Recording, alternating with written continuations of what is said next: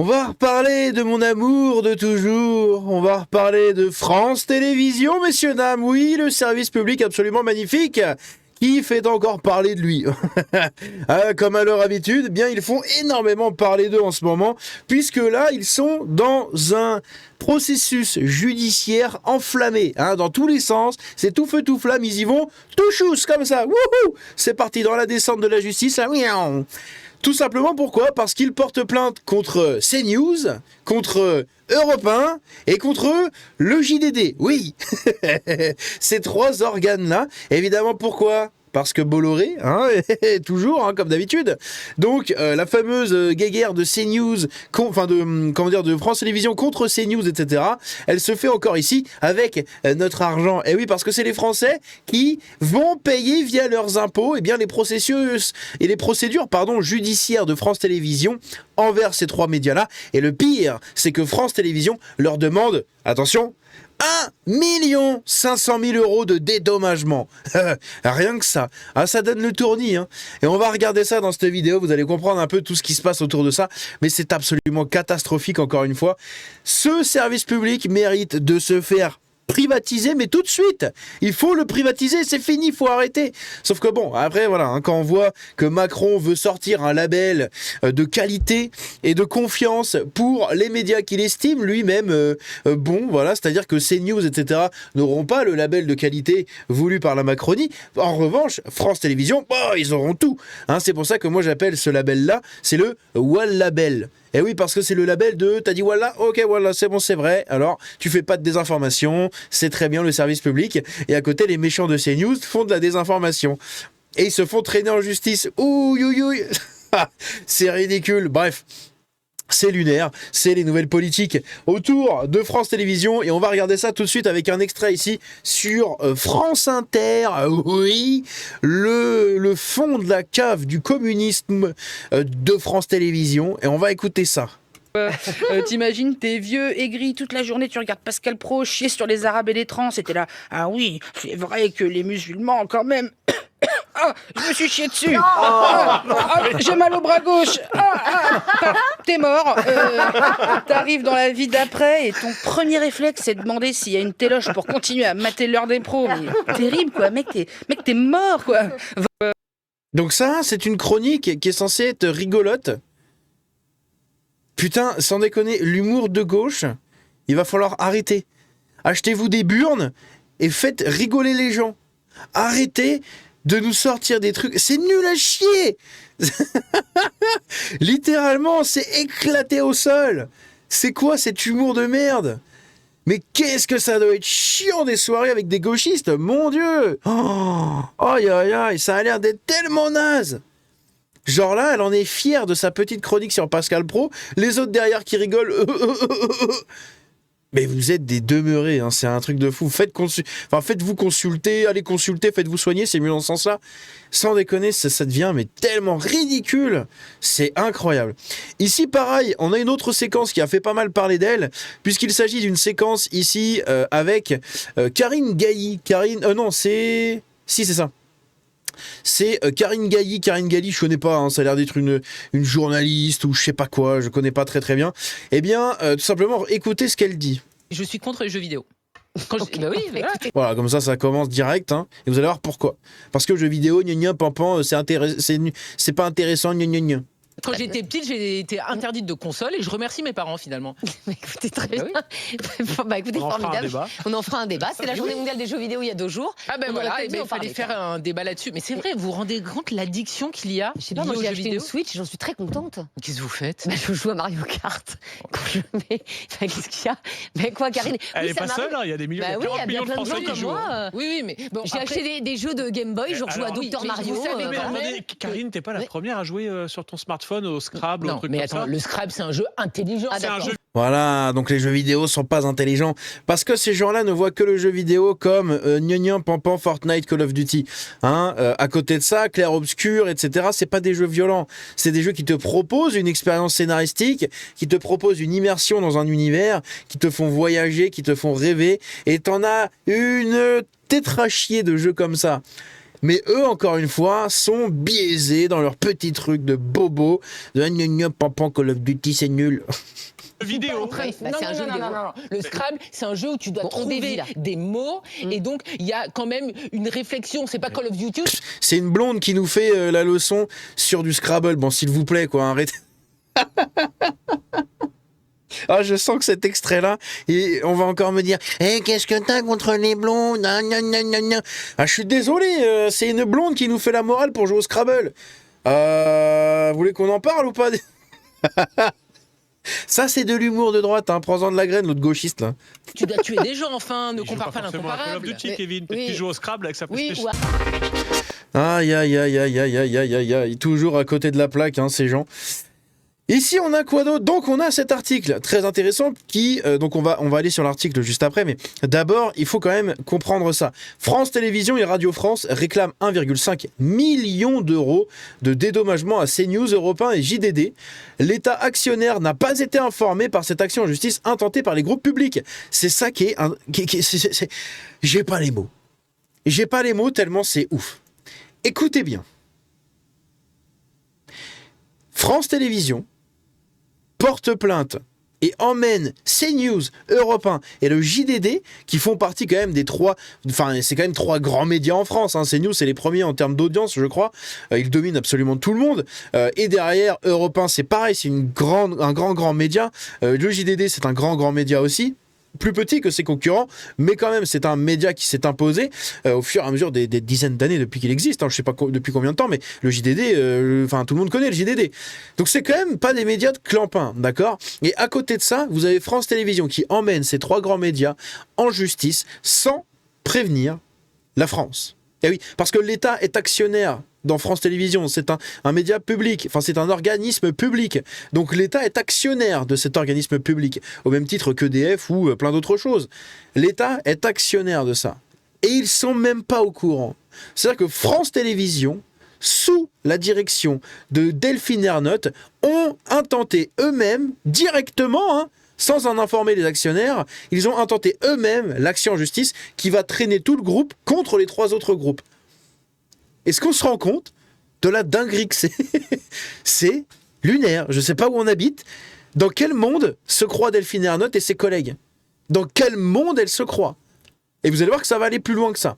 Déjà ici, en 2008, tandis que son mari occupe le poste de ministre des Affaires étrangères sous Nicolas Sarkozy, Christine Ockrent est nommée directrice déléguée, générale déléguée de l'audiovisuel extérieur de la France avec une rémunération annuelle de 750 000 euros. Donc déjà, à l'époque, il y avait v'là la magouille dans tous les sens, une rémunération annuelle de 750 000 euros. 750 000 euros. Ça va? Vous arrivez à mettre ça dans votre tête, là? Ça fait environ 65 000 euros par mois. je crois, hein. Attention, hein, je me plante peut-être, hein.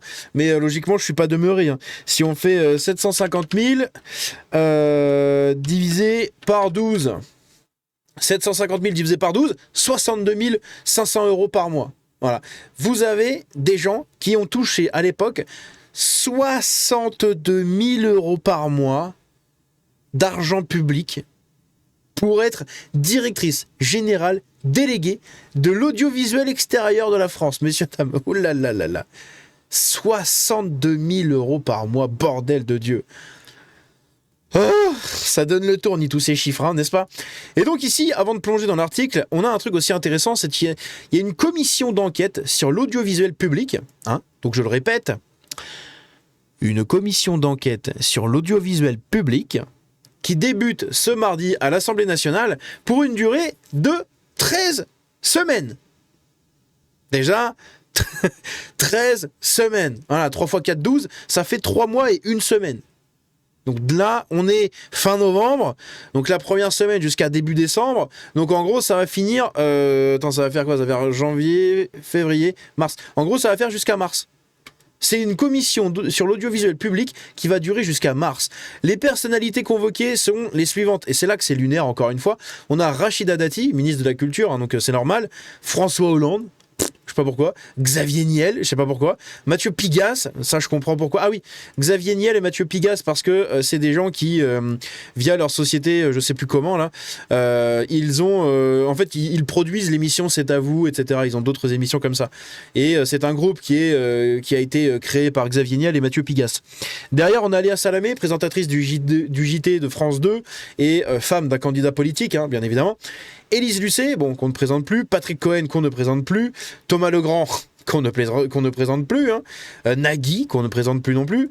Julien Lepers, je sais pas ce qu'il a à voir là-dedans. Et Patrick Sébastien. Évidemment, faut qu'on invite des gens, mais il faut qu'on tape sur quelqu'un. On n'a pas envie de taper sur tout cela, donc on va taper sur Patrick Sébastien, le vilain beauf, voilà, qu'on a déjà dégagé à plusieurs reprises de la télévision, parce que il représente, selon ses propres dires à lui aussi, hein, le blanc beauf de base. Donc, il a été dégagé du service public, tout simplement, et du monde de la télé.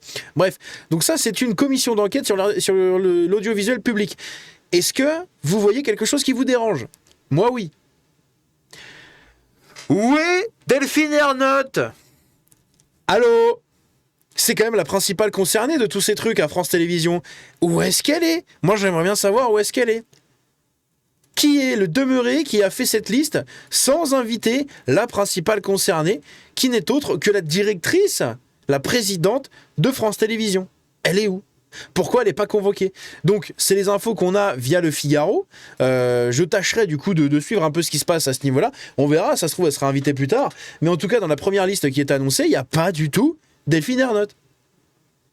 Il y a vraiment un problème. Hein. Ils invitent Julien Lepers, mais il n'y a pas Delphine Ernotte. C'est franchement, allez comprendre.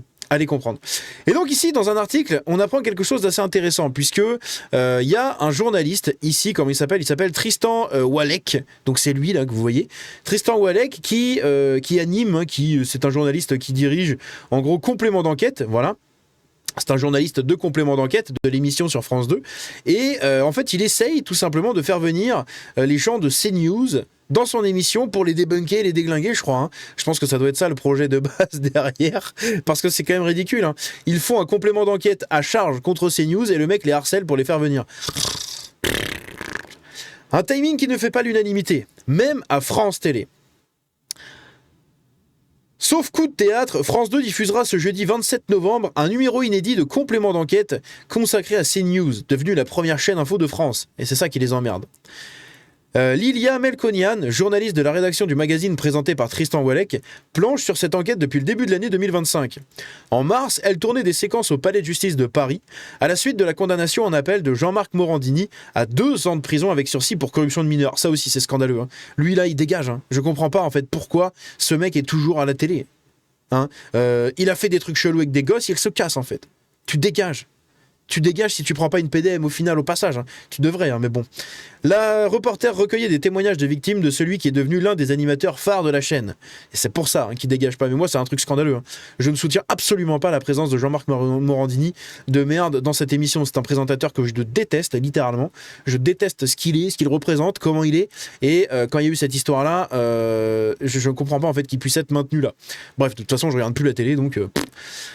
On a des témoignages internes, ça fait depuis, on est en 2025, ça fait quasiment presque 15 ans que je ne regarde quasiment plus la télé en fait. À part des émissions vraiment à droite à gauche, où de temps en temps, quand je suis chez des gens, je regarde le JT de midi, ou je regarde les 12 coups de midi, j'aime bien vu que je kiffe la culture G, mais globalement je regarde plus la télé. Hein. C'est catastrophique le niveau de la télé en France. Et pas que l'audiovisuel public, hein, toutes les chaînes. On a des témoignages internes face caméra. On a un journaliste qui est démissionné qui nous explique comment on lui demandait, par exemple, pendant la campagne présidentielle 2021-2022, de favoriser très clairement Éric Zemmour. Le directeur de l'information de donc eux, c'est France TV qui va faire la morale parce que du côté de CNews, apparemment, il est dit qu'il fallait favoriser Éric Zemmour. Alors eux, à gauche, ils invitent tous leurs candidats gauchistes. Hein, Raphaël Zuckman qui est omniprésent à gauche, dont sa femme est la présentatrice phare du JT principal. Il n'y a pas de conflit d'intérêt là, non, tout se passe très bien. Tout se passe très bien évidemment. Le jour où il sera invité sur France 2, Raphaël Glucksmann, interviewé par Léa Salamé, je pense que là on rigolera bien. Ah, on va bien rigoler. Parce que là, tu vas voir le mari et la femme sur le plateau. La femme ne va jamais contredire son mari et ne va jamais poser des questions qui vont emmerder un peu son mari. Hein. Ça va être niveau CP du débat. Bref. Le directeur d'information lui avait dit « Maintenant, on va faire que du muslim, a expliqué Tristan Ouellec. Donc évidemment, hein, les trucs. Mais voilà, ce numéro sera diffusé au moment où s'ouvre à l'Assemblée nationale une commission d'enquête sur la neutralité, le fonctionnement et le financement de l'audiovisuel public. Voulu par Éric Ciotti après l'affaire Legrand-Cohen, cette commission commence ses travaux ce mardi 25 novembre par l'audition de Martin Hachdari, le nouveau patron de l'Arcom. Pareil, hein, Martin Hachdari, on en a parlé, mais c'est une catastrophe aussi ce mec. Je vous invite à aller voir mes vidéos dessus. Chez Bolloré, on parle que Delphine Arnault va mettre son veto à cette diffusion. Le calendrier de complément d'enquête ne nous arrange vraiment pas, grince des dents un cadre du groupe public, qui sait que cette émission va faire beaucoup parler et risque d'être récupérée par les députés Les Républicains, du Rassemblement National ou de l'Union des droites pour la République, le mouvement d'Éric Ciotti. Si ce complément d'enquête ne fait pas l'unanimité à la direction de France TV, c'est aussi que le groupe public a annoncé la semaine dernière qu'elle portait plainte contre CNews, Europe 1 et le JDD, tous appartenant au groupe Bolloré pour dénigrement. Un mardi, ils nous attaquent pour dénigrement, et le mardi suivant, ils diffusent une émission à charge. Ils sont bizarres. Ironise-t-on dans les couloirs de ce même groupe Bolloré où on parie que Delphine Arnault va mettre son veto? Bah, c'est vrai que ce serait pas du tout déconnant en fait qu'elle mette son veto là-dessus, puisque si t'as un minimum de jugeote en communication et en image de marque, ça passe très très mal quand même. Ça passe vraiment très très mal. Ce que la dirigeante n'avait pas fait pour le numéro sur sa ministre de tutelle Rachida Dati, pas plus que sur celui consacré à Alexis Kohler, l'ancien secrétaire général de l'Élysée sous Macron. Delphine Arnault ne voit jamais les sujets avant leur diffusion, elle ne les valide pas, elle fait confiance à ses équipes, souffle-t-on dans le groupe. En attendant, Tristan Ouellec tente de convaincre les stars de l'antenne de CNews de venir répondre au sujet dans la séquence des fauteuils rouges qui clôt son émission. Selon nos informations, les journalistes Pascal Pro, Sonia Mabrouk, Christine Kelly, Gauthier Lebray et leur patron Serge Nedjar ont été sollicités. À ce jour, tous ont décliné la proposition. C'est normal, hein, c'est de bonne guerre. Je vois pas vraiment ce qu'ils auraient en fait comme intérêt à venir dans une émission de France 2 pour se faire enculer en direct. Il y a aucun intérêt. Il y a aucun intérêt. Et puis de toute façon, c'est des gauchistes, on ne débat plus avec les gauchistes, c'est fini. Depuis Charlie Kirk, on ne débat plus avec les gauchistes. De près ou de loin, de l'ultra-gauche à la gauche modérée centriste. On ne débat plus avec les gauchistes. C'est fini. On ne leur parle plus, on les laisse dans leur merde, patauger, ils vont perdre les élections, ils vont se faire dégager de partout après. C'est fini en fait le gauchisme là. C'est fini. C'était qu'une question de mois et d'années. C'est tout. On est sur la fin. C'est pour ça qu'ils redoublent de violence et d'attaques et qu'ils ragent comme des chiens enragés, parce qu'ils sont sur la fin en fait. Ils sont sur la fin. Bref. Voilà un peu ce que je pouvais vous dire sur France Télévisions, sur les dernières infos autour de ça. Comme je vous l'ai dit il y a quelques mois de ça, eh bien j'en fais vraiment mon cheval de bataille principal. Enfin, un de mes chevaux de bataille principal, un de mes terrains. Voilà, terrain de guéguerre contre la gauche, etc., contre les opinions de la gauche. C'est l'un de mes terrains de guéguerre principal, France Télévisions, l'audiovisuel public de près ou de loin, et globalement tous ces trucs-là. Bref, n'hésitez pas à me dire ce que vous en pensez dans les commentaires. Désolé pour cette vidéo voilà, qui fait 18 minutes, c'est peut-être un petit peu long, mais j'ai essayé vraiment d'être assez précis dans ce que j'ai voulu faire, et cet article-là était assez intéressant. Donc n'hésitez pas à me dire ce que vous en pensez dans les commentaires, n'hésitez pas à vous abonner avec la petite cloche, le commentaire, le petit boost, le partage. Suivez-moi sur les réseaux et rejoignez le Discord, les liens sont dans la description. Et si vous êtes encore là dans cette vidéo, écrivez... je sais pas, écrivez ce que vous voulez. Voilà, écrivez ce que vous voulez dans les commentaires pour me montrer que vous êtes bien resté jusqu'au bout de cette vidéo. Bref, on se dit à la prochaine. Ciao tout le monde.